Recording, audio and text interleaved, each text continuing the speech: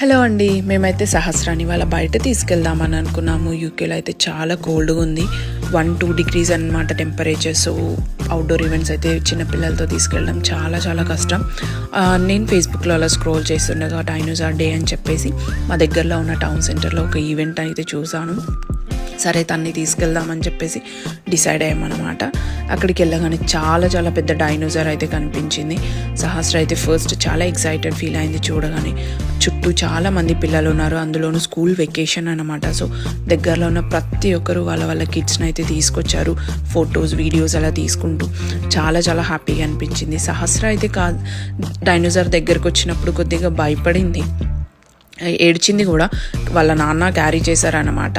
తర్వాత after that she was absolutely fine. తను cool అయింది, అటు ఇటు పరిగెత్తుతూ ఆడుకుంటూ సో ఎక్స్ప్లోర్ చేస్తూ ఉన్నిందన్నమాట. చూస్తున్నారా, డైనోసార్ అయితే ప్రతి ఒక్క పిల్లల దగ్గర వెళ్ళి పలకరించడం, జస్ట్ లైక్ మూవీస్లో ఎలా అయితే ఉంటుందో అలానే తను అరవడం, సౌండ్స్ చేయడం ఇలా అంతా చేసిందనమాట.